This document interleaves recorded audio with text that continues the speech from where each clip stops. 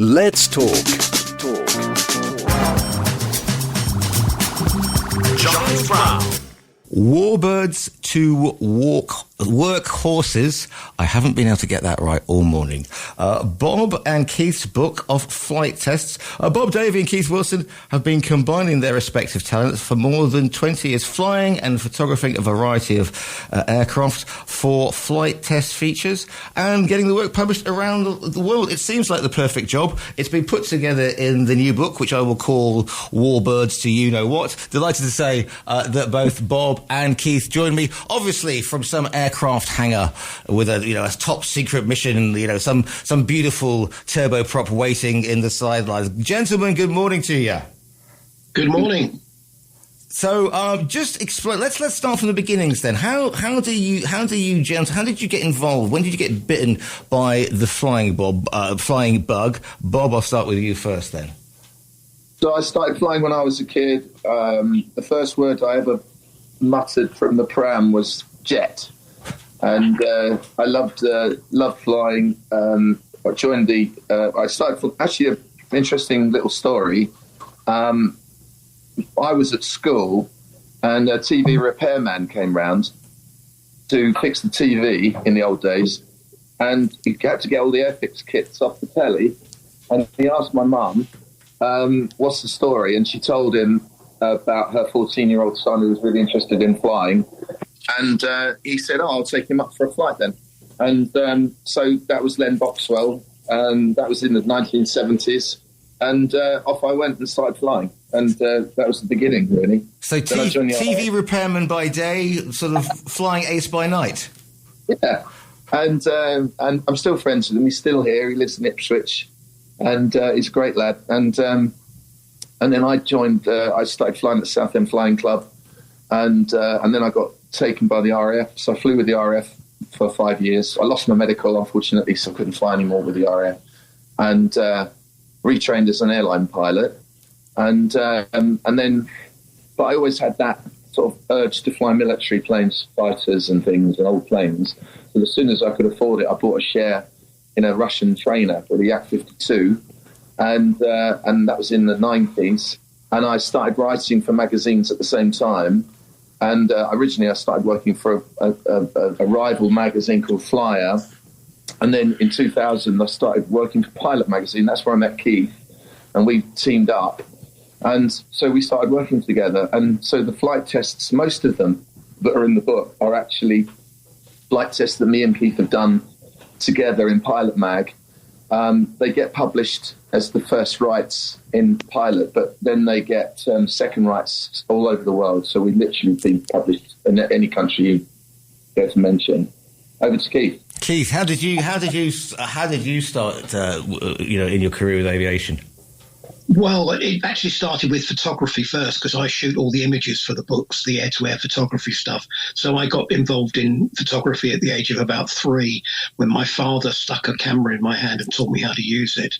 And shortly after that, I was in a darkroom with him processing black and white films. And so that was first.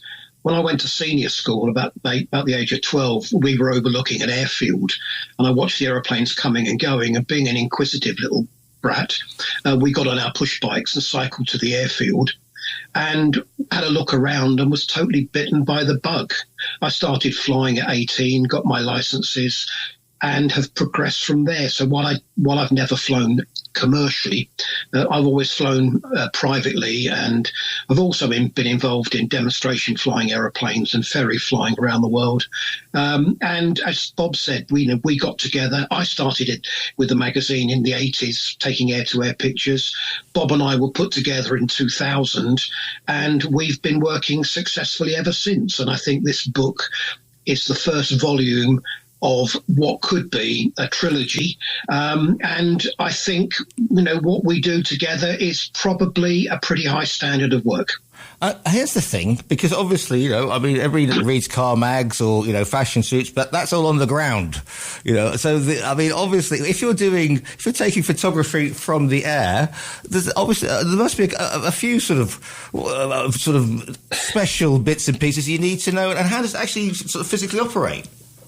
Well, from a photographic perspective, I've just got my cameras. But what we both Bob and I do have, and we rely on very seriously, is a camera ship pilot to fly a second aeroplane alongside the subject, and he has to fly in a very disciplined, safe manner to make it possible for Bob to do all the manoeuvring and for me to take the photographs. So it's, in a way, it's a very well-practiced art, but whereas my skill is with a camera, Bob's skill is with formation flying. And Bob, talk a bit about flying for the camera.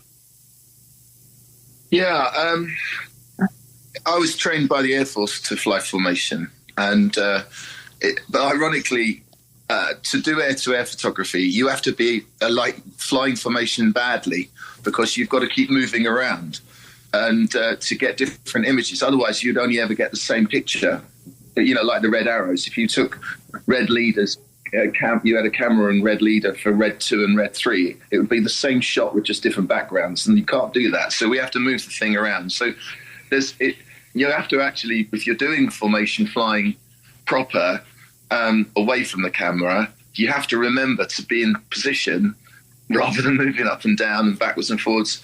And Keith will be sitting there in the aperture. It might be at the doorway or a passenger hatch in one of the planes that we fly, and he'll be peeped out of the side of this aircraft, and he'll be giving me movements, like he'll be going like move away or come closer or go up or go down or go right or left.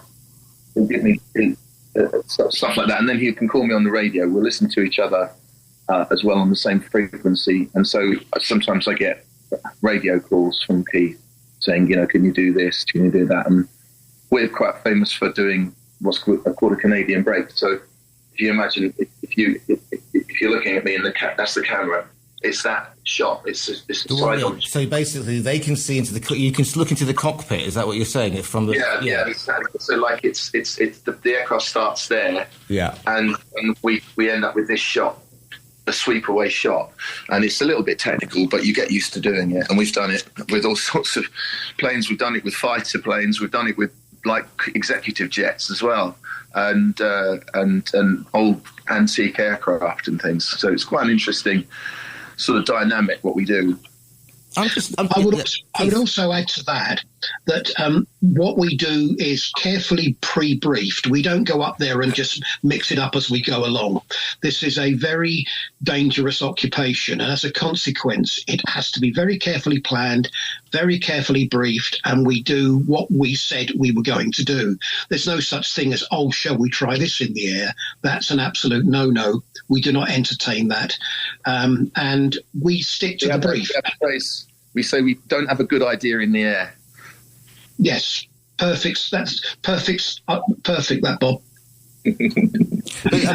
Presumably, you've got to clear it with sort of, if you're doing it in the UK, because it's very busy airspace up there. So do you say, okay, we're going to go out over the ocean, because it's heavily congested if you're in the southeast of England? Presumably, you've got to clear it with air traffic civil aviation authorities and flight plans and all that sort of stuff. Otherwise, everybody be up there pottering around taking shots of themselves. Over to you, Bob.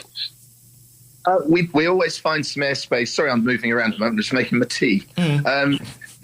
We always find a piece of airspace where there isn't any controlled airspace. So wherever, which airfield we're flying from, we'll always find an area to shoot the air-to-air where there is we don't have to talk to anyone on the radio, because it's enough talking to each other, let alone having to sort of confirm with an air traffic controller that we're allowed to do what we do. So we'll always find somewhere, won't we, Keith? Always, yes, I think, and we have our own popular areas depending upon which airfield we're operating from.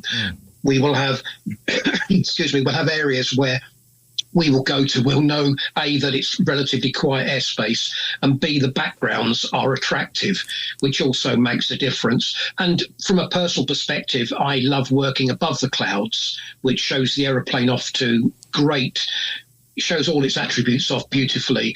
But it does get interesting sometimes when we're operating in areas and we're doing what I would refer to as unusual attitudes. So we're flying formation aerobatics in to get the pictures that we need. And some of the popular ones are, for example, of the aeroplane that Bob's flying going vertically straight up.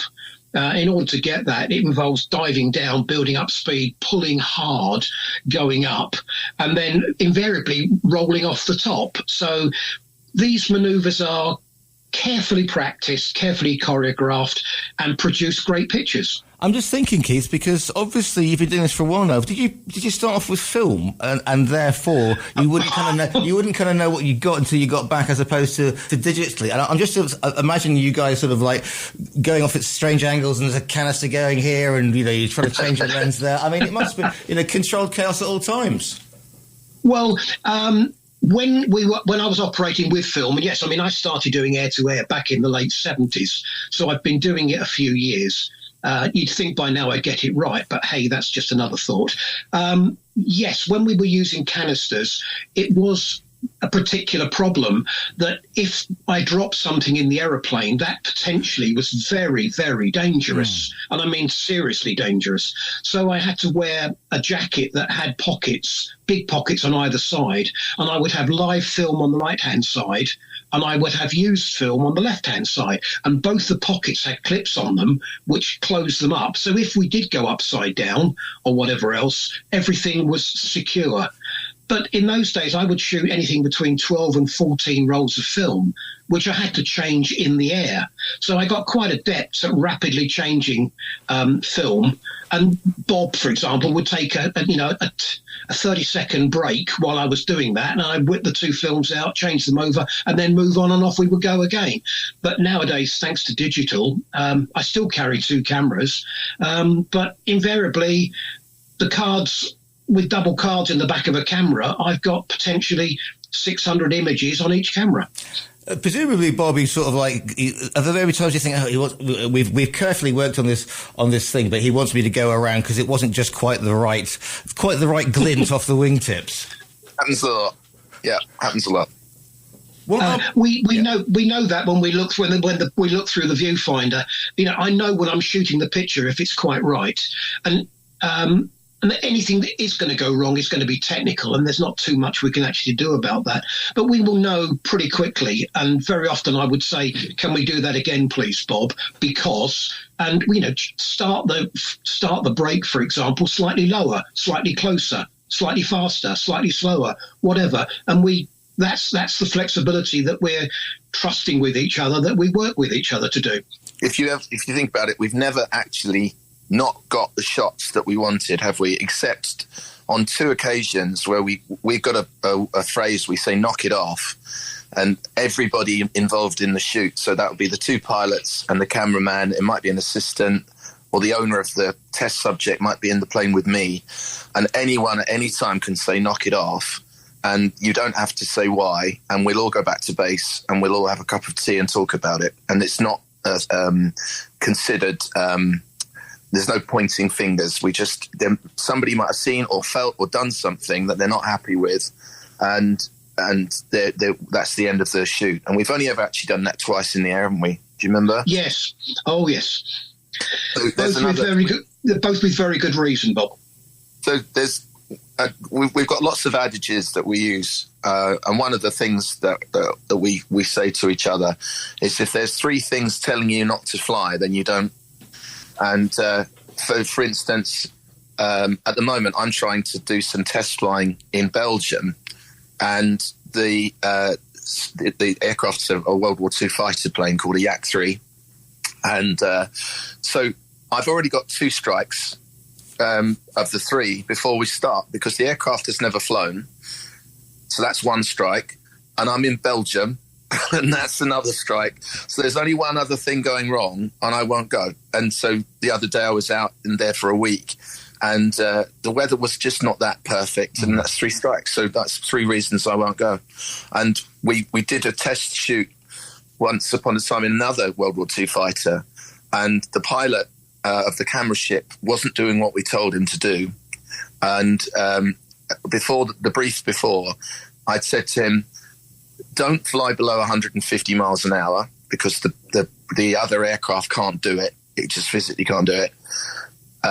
Don't fly into cloud, because the old World War II plane didn't have the right instrumentation to fly in cloud, and don't turn left after takeoff. Well, off we went. He turned left after takeoff. We got airborne. We got to about 5,000 feet over Clacton in Essex, and I started to wobble a bit. And I looked down at my airspeed, because I'm never looking inside. I'm looking at the camera ship, and I looked down at my airspeed, and I was at 130, so I was just about to stall. And then I looked in front of me, and there was a bloody great thunderstorm. And so I said, "Knock it off, Keith, knock it off," and went back to base. And that was the end. Do you remember, Keith? Oh, very much so. Yeah, I can imagine there was some Paddington hard stairs. Let's talk Warbirds. I mean, sexy. I know they're killing machines, but the P-51 Mustang must be one of the most charismatic planes there has ever been. The noise of the engine, the handling must be great. It is if you like the fighter that changed the world with its drop tanks, etc. I mean, what's that? Yeah. So when you go to A, fly one, and B, photograph one, it comes with a lot of charisma and a history for both of you. Do you know what those drop tanks are made of? Hang on. Isn't it silk? Is it something nylon or silk or something? Paper mache. Paper mache. Wow. Imagine Isn't that amazing? Yeah. Yeah, it's just incredible, isn't it?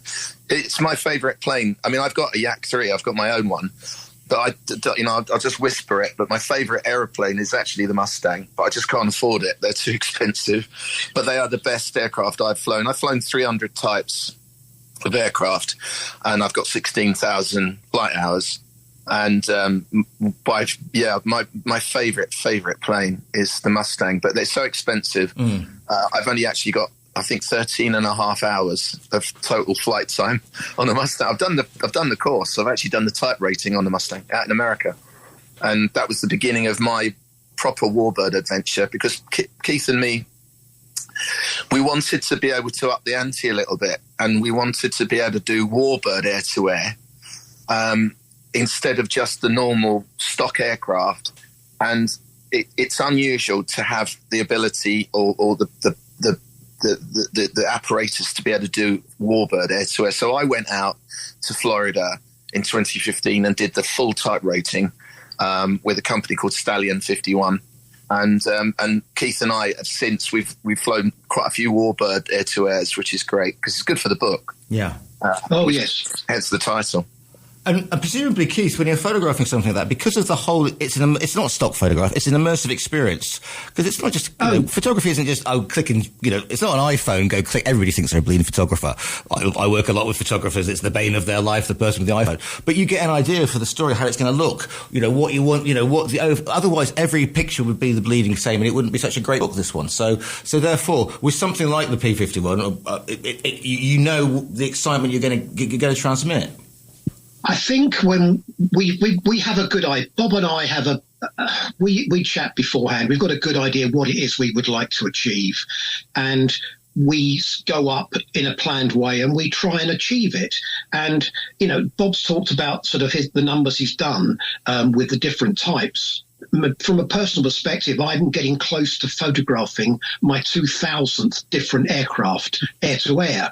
So in the sort of close to 50 years I've been doing it, it's been progressing, but the change to the access to Warbirds in the last 10 years in particular has meant that the photography we are achieving, now I say we, I just press the button, I'm a technician, Bob flies the aeroplane alongside, and we need a cameraman to make the team up, the camera ship pilot rather, to make the team up. So between us, we achieve the objective, and we aim to make the aeroplanes look as stunning and as spectacular as possible and photograph them in their natural environment. And that's perhaps the thing. Sorry, Bob. That's the thing, because, we talk the sexy ones, but the book is called, Workhorses. I mean, so there are commercial planes. There are the ones that do the day-to-day work. And the thing of a good report or a good photographer is the fact that you can bring the same enthusiasm. It's like, okay, I got to do that Cessna or whatever else. You can see how much I know about planes. Well, there's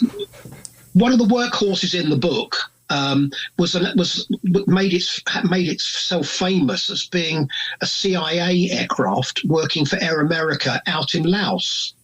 And when I went to photographed that one, it flew really, really slowly. I mean, it could actually fly at about 35 miles an hour and not fall out of the sky.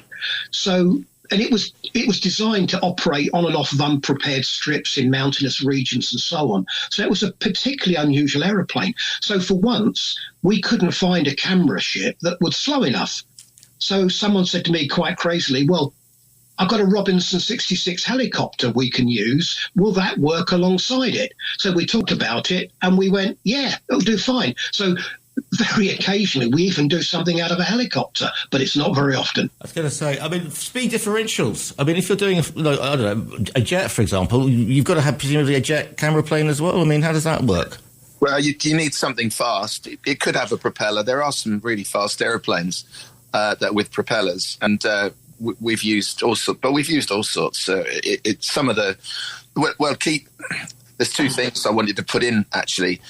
Keith won't tell you, but he's actually a really good journalist, and some of the stories in the book are actually written by Keith. So he actually wrote as well as photographed the Helio Courier, which is the CIA plane, and there are other aircraft in book one that Keith actually wrote rather than me. And I'd actually put Keith as the professional journalist of the two of us, because I tend to get bored if it's not quick and fast and fun. And Keith can write anything. He's a proper professional. I'm just looking at the book actually and trying to remember which camera ship we flew with each aircraft. And Keith, you could tell me with a Vampire jet, what did we use? An Aztec.